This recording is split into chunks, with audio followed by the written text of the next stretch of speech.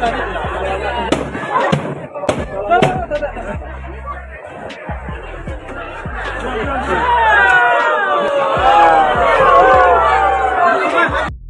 kotak suara Pilkades di Tangerang keluarkan asap misterius, petugas terpaksa bongkar.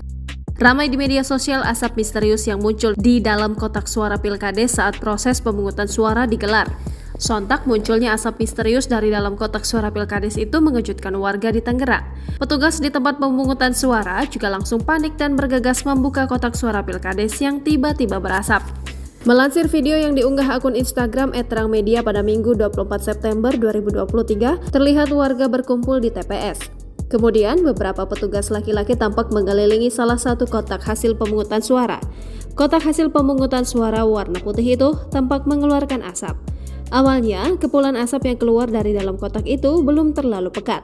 Petugas pun masih berusaha tenang untuk membuka gembok yang terpasang di kotak hasil pemungutan suara.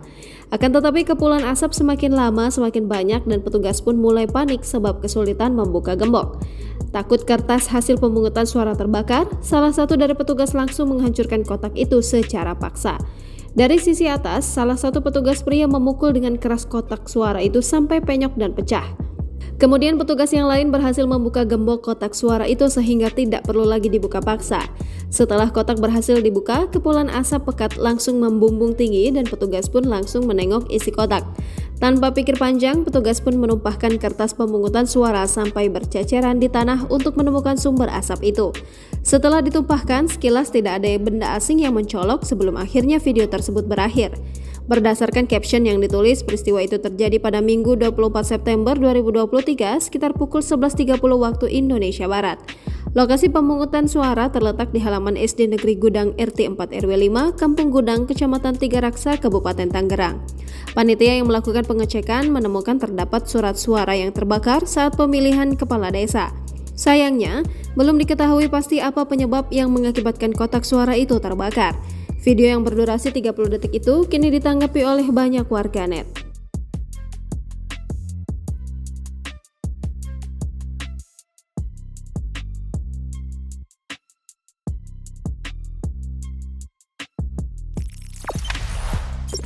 Jangan lupa subscribe, share, komen, dan like ya!